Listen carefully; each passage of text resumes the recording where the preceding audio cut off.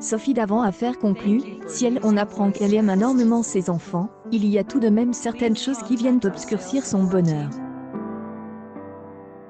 Il y a quelque temps, elle donnait une interview et dans cette dernière elle décrivait la relation particulière qu'elle a avec ses deux enfants. Mais toute patience chez une mère a tout de même ses limites, la preuve. Mais toute patience chez une mère a tout de même ses limites, la preuve. Nicolas et Valentine, ces deux enfants, vivent en effet encore chez leur mère et Sophie d'avant affaire conclue en peut plus. Si elle aime bien la relation qu'ils ont tous les trois, elle aimerait tout de même changer quelque chose. J'aime vraiment les moments passés au sein de ma famille, cela va sans dire, dit Sophie d'avant affaire conclue. Je sais que je ne suis pas forcément parfaite, mais au moins nous avons le dialogue facile tous ensemble, et faisons des tas de choses tout de même. Mais certaines choses doivent changer. On fait même régulièrement des soirées où on dîne ensemble, soit en tête à tête soit tous les trois ensemble, que ce soit chez moi ou autre part. Ma fille a récemment assuré que nos discussions elles ont énormément aidé à grandir et qu'un jour elle aimerait être une mère comme je le suis. J'y étais au bord des larmes, dit Sophie d'avant affaire conclue, non seulement parce que j'y étais émue mais aussi parce que ce que j'y aimerais n'était pas du tout en adéquation avec notre mode de vie. Le problème en question c'est justement que ces enfants vivent encore chez elle. Ayant dépassé la majorité, ils devraient amplement être capables de trouver leur propre appartement.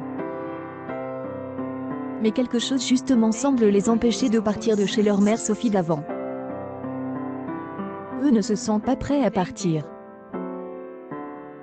Ce qui leur arrive est ailleurs pas inconnu des médecins, c'est quelque chose que on appelle le phénomène ou le syndrome de Tanguy.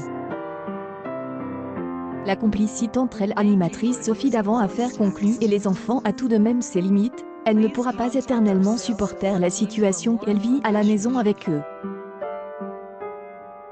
Le soir en rentrant, je vois des tas de canettes de bière Trainer. Il y a des disques et des platines de mixage partout à la place de mes babioles. Sans parler de l'odeur de cigarette est assez intense puisque 10 amis ont dû passer. Je ne me sens plus à ma place chez moi. Souvent même leurs amis sont là alors que je le suis aussi. Et je dois donc m'enfermer dans ma chambre pour avoir un peu de calme. Sa maison sur la côte normande est donc plus vraiment la sienne.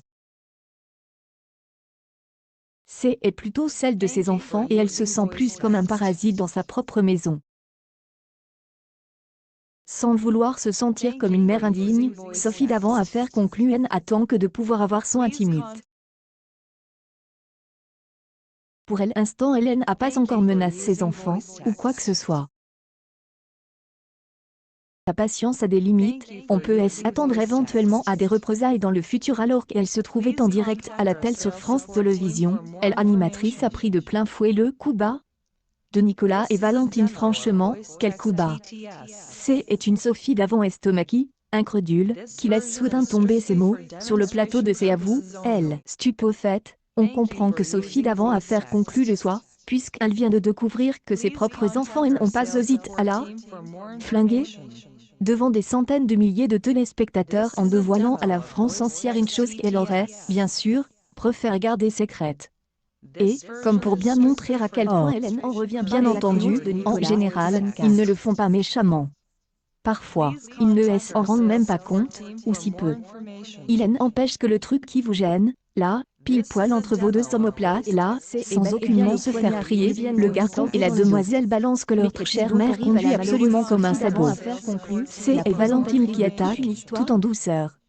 Ce n'est pas une très bonne conductrice, affirme cette jolie blonde avec un petit sourire en coin.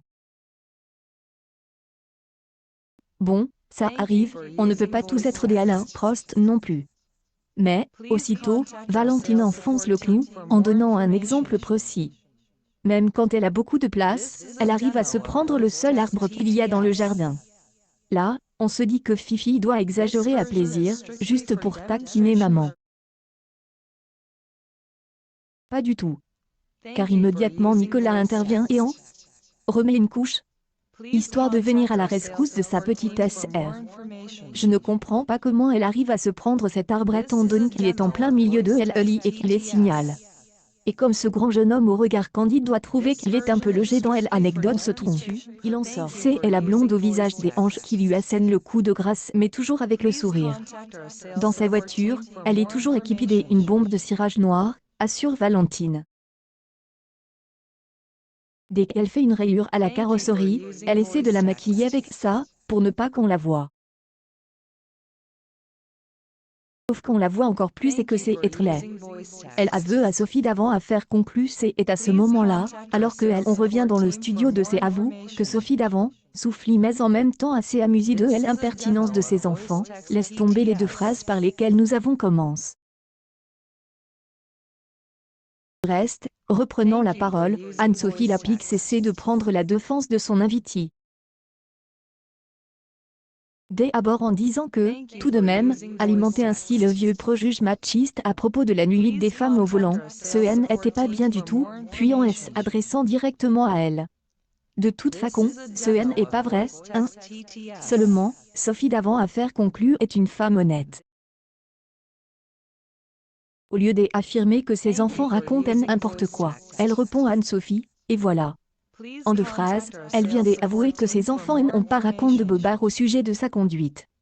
Ce qui excuse nullement Nicolas et Valentine d'avoir, sans hésiter, enfonce leur pauvre chauffarde de mer. Accueil News People Sophie d'avant affaire conclue par le syndrome de ces deux